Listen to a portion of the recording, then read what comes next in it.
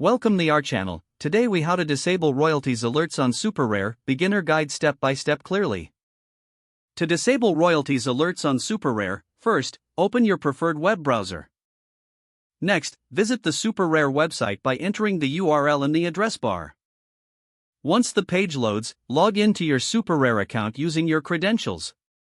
After logging in, look for your profile icon in the top right corner of the screen.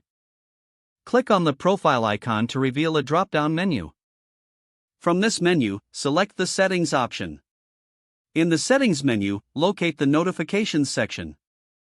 Click on the Notifications tab to access your alert preferences. Scroll down until you find the Royalties Alerts option. To disable the Royalties Alerts, toggle the switch to the off position. Make sure to save your changes if prompted by the interface. Once you have successfully disabled the alerts, exit the Settings menu. You can now navigate back to your main dashboard. With the royalties alerts turned off, you won't receive notifications regarding royalties anymore. If the page does not load, refresh the browser or try again in a private or incognito window. Make sure you are using the correct email address, then retype it carefully to avoid small typos. If your password is not accepted, use the reset option and create a new strong password you can remember. Check your spam folder for verification or security emails, then complete any requested confirmation steps.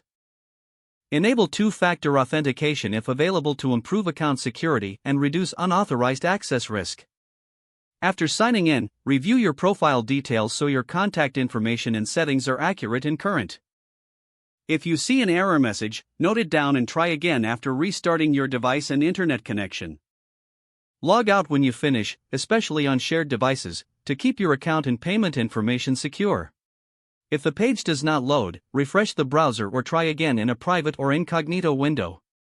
Make sure you are using the correct email address, then retype it carefully to avoid small typos. If your password is not accepted, use the reset option and create a new strong password you can remember. Check your spam folder for verification or security emails, then complete any requested confirmation steps. Enable two-factor authentication if available to improve account security and reduce unauthorized access risk. After signing in, review your profile details so your contact information and settings are accurate and current. Don't forget to like this video and subscribe to our channel for more step-by-step tech guides.